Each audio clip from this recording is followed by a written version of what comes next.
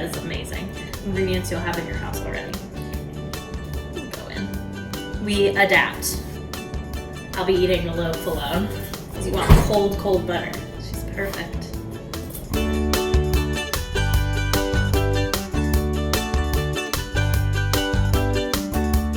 Hi, I'm Becca.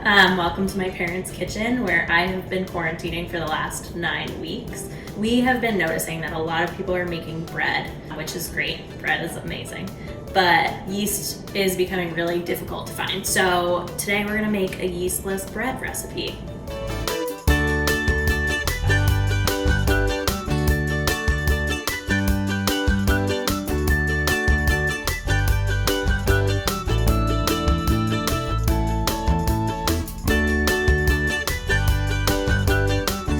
I'm going to start by preheating the oven to 350.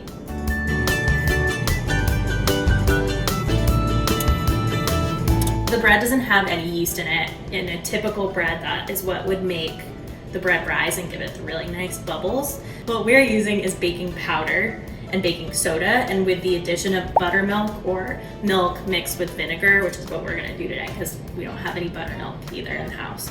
The acid and the base create bubbles like you would in that elementary school project when you made the volcano. That is what you would put together to get the bubbles, and that is what causes this bread to rise. So we're gonna start by mixing the dry ingredients together. So let me get a whisk because I didn't do that. My parents' house is fully equipped. It's like the most ridiculous kitchen you'll ever experience. Look at all the glass bowls we have. We're gonna start by mixing. I'm gonna put my butter back in the fridge because you want cold butter. That also helps. We're gonna start by mixing the dry ingredients together. So this is 4 cups of flour. I'm adding a 1/4 cup of sugar, which adds a little bit of sweetness, but I think all bread has a little bit of sweetness, so I think it's important. This is a honking tablespoon of baking powder, and then salt and baking soda. Both of those rising agents will help give the bread a little bit of rise. It's also super simple. It's ingredients you'll have in your house already. The hope is that they're not gone from the grocery store. And then we're gonna add in 6 tablespoons of butter that I've chopped a little bit so I don't have to do all the hard work of chopping it with my pastry blender. What's this called? Let me know in the comments down below. And if you don't have one of these, whatever they're called, you can use 2 knives. You could also use your fingers, but with your fingers, you're gonna melt the butter a little bit faster and you wanna make sure the butter is super cold.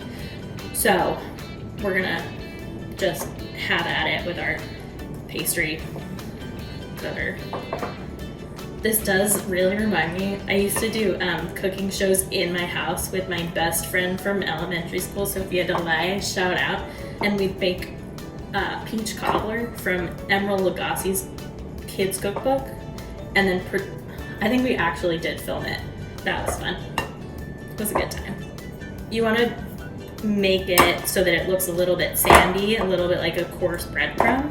So we're using a recipe that we have adapted from a Good Housekeeping recipe for Irish soda bread, which is a great thing to make during St. Patrick's Day, or really any time. My grandmother makes it anytime, I think, when she doesn't have yeast in the house. You can add ingredients like currants or caraway seeds, I think we put in it. I don't really like dried fruit. I have a weird fruit thing. I also don't think a lot of people have that stuff laying around in the house necessarily. So you can take those ingredients out, and that is what we're gonna do now. I think that's pretty good. So, next step would be to add your buttermilk, but we don't have any buttermilk, so we're gonna brush that baby off and add tablespoon and a half of vinegar to almost a cup and a half of milk. And that gives you the same kind of acidity that you'd find in buttermilk. Buttermilk adds a tenderness to baked goods because of its acid. That's why it's in pancakes. But we're gonna give this a little whisk, and then add it to our bread, or our flour mixture, which has the butter in it. Create a little well in the middle. Go in. So hands are the best tools for this kind of situation. I know that I said you don't want to melt your butter, but now that there's some cold milk in there too, it will help keep everything pretty chilled. With regular bread, you would want to knead it quite a bit because that is what helps develop the gluten. I'm just going to add a little bit more flour to our nice countertops. Thanks, Mom. And try and incorporate all of this goodness together. You don't want to work this too much because if you do, it will become tough. But you want to just knead it until it all comes together. I might have added too much flour. It's okay. We adapt in quarantine. Okay. I mean, not too shabby, if I do say so myself. Now, all of this flour, less is more. You don't want it to be too dry, and also if it doesn't incorporate into the dough, I'd say that it's not meant to be there. It does hydrate a little bit if you let it sit for a sec, so maybe we'll just let it sit for just a second, and I can do a little bit of tidying. Okay, so you want to form it gently into the shape of a flat ball. We'll get there.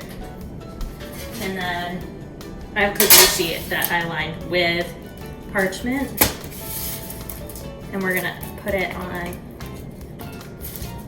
here and flatten it out a little bit. The big part about soda bread is that you want to put in an X that's pretty deep in the top because that helps it rise. I don't know if anybody watches the Great British Bake Off, but they do that. So we'll make it pretty deep. The recipe says 1/4 of an inch. I have no idea what that looks like for real, but I know it's pretty good. Put it in the oven.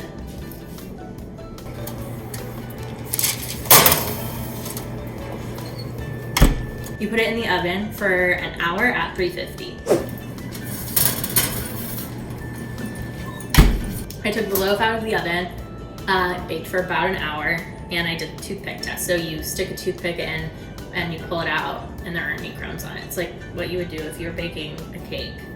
And then we let it cool on a wire rack for an hour. She's cool enough.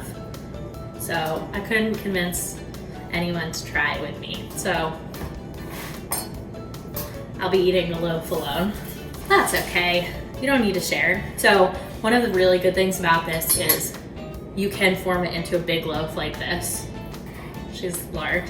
Or if you're alone or feeding a smaller group of people, you can cut it in half and make 2 smaller loaves, or you can make 4 little baby roll loaves. They freeze really well. You just have to wrap them tightly. Kate Merker, Chief Food Director, would freeze in slices, nice thick ones that I'm about to cut for myself as my second lunch. And then all you have to do is defreeze them in the toaster or in the oven. Or the toaster oven, if you have one of those. Oh, she's perfect. Behold. So, I was impatient, didn't let it cool enough. So it's gonna fall apart just a touch. But if you let it cool completely, you can get pretty thick, complete slices. Good for butter, good for jam, good for a little open faced sandy if you're feeling hungry. I think it's pretty money on its own though. She's hot.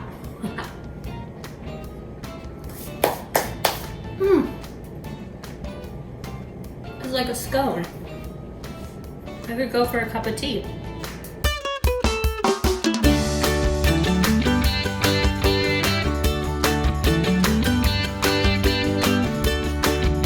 Thanks so much for watching. Let us know in the comments down below what you think we should make next, or if you have any questions, and like and subscribe to GH.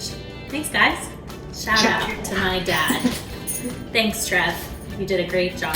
And Kim, thanks for the kitchen, Mom and Dad.